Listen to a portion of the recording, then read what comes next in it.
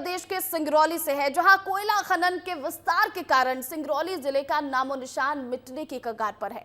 Northern coalfields limited ने 2032 तक के मास्टर प्लान को अंतिम रूप दे दिया है, जिसके तहत पूरे सिंगरौली शहर को विस्थापित किया जाएगा।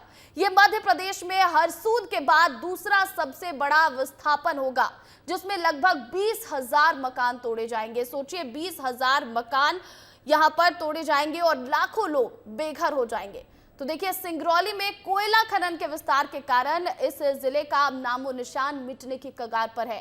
नॉर्दर्न कोलफील्ड्स लिमिटेड ने 2032 तक का मास्टर प्लान बना लिया है और इसके तहत पूरे सिंगरौली शहर को विस्थापित कर दिया जाएगा। जमीनों पर भी मकान बने हुए हैं, वन भूमि के ही कुछ एरिया में भी बने हुए हैं और राजस्व में तो अपना बनाए हैं। अब कुछ लोग पट्टे की ज़मीनों में भी घर बनाए हैं सहमति के आधार पर। विस्थापित संघ, पुनर्वास विस्थापित संघ के माध्यम से बैठकें होती रही है और उन्होंने मांग को जायज़ तौर पर रखा भी था, किंतु प्रबंधन उसे घुमा फिरा के कभी हाँ करता है, कभी ना करता है। एनसीएल की नीति और नीयत दोनों स्पष्ट नहीं है। उनकी नीति में भी बहुत झोल है और उनकी नीयत में खोट नज़र आ रहा है। हम लोगों की मांग है कि सबको विस्थापित माना जाए। जो सेक्शन 9 के पहले घर बना के यहाँ रह रहे थे, सेक्शन 9 के पूर्व से जो यहाँ निवासरत हैं, उन सारे लोगों को विस्थापित माना जाए और उनको वो सारी सुविधाएं दी जाएं जो पट्टेदारों को दी जा रही हैं। तो देखिए, अब सिंगरौली की तस्वीर बदलने वाली है। आप ये दो तस्वीरें देखिए और समझिए कि किस तरह से सिंगरौली बदलने वाला है। विस्थापन की तैयारी हो रही है क्योंकि यहाँ पर सैकड़ों मिलियन टन कोयला दबा हुआ है जमीन के नीचे, इसीलिए विस्थापन की तैयारी है। और लेकिन इसके बाद लाखों लोग बेघर हो जाएंगे, हजारों घर तोड़ दिए जाएंगे और लाखों लोग बेघर हो जाएंगे। तो देखिए किस तरह से सिंगरौली की तस्वीर बदलने वाली है। विस्थापन की तैयारी हो रही है यहाँ पर और इसके बाद लाखों लोग बेघर हो जाएंगे। अब आखिर ये विस्थापन होगा कैसे? लाखों लोग जो बेघर होंगे, आखिर उनका विस्थापन कैसे किया जाएगा?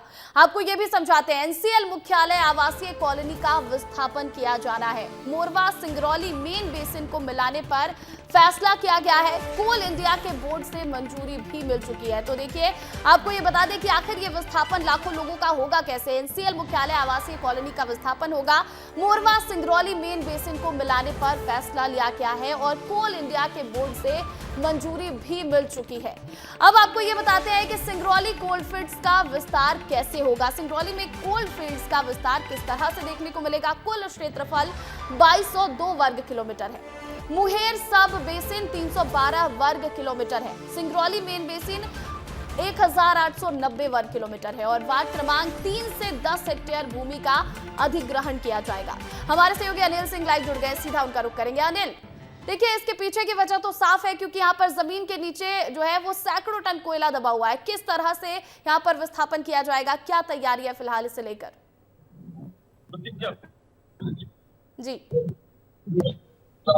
कि एनसीएल जो भारत सरकार की मिनी रत्न कंपनी है, नॉर्दर्न कोलफील्ड एनसीएल, कहीं न कहीं इन विस्थापितों के साथ दोहरा चरित्र कर रही है। पहले तो एनसीएल को अगर वहां पे कोयला था तो जब वहां पे घर विस्थापित हो रहे थे तभी एनसीएल की जमीन पे उन घरों को वहां से विस्थापित नहीं करना था।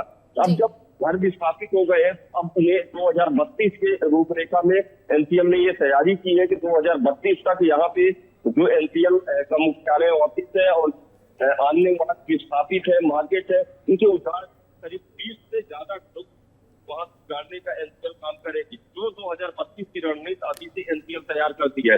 हालांकि इससे विस्थापित कई नाराज भी है, कई बार वो कलेक्टर को ज्ञापन भी सौंप चुके हैं और अपनी नाराजगी व्यक्त करते हुए धरना प्रदर्शन तक भी कर चुके हैं, क्योंकि उनका साफ तौर पे कहना है कि एनसीएल जो पहले विस्थापितों के साथ दोहरा चरित्र कर रही है, वो पहले एनसीएल साफ तौर पे उन विस्थापितों को उनका मुआवजा एवं पहले लोगों का कहना है कि उन्हें मुआवजा दिया जाए, उसके बाद उन्हें विस्थापित किया जाए। बहुत बहुत शुक्रिया।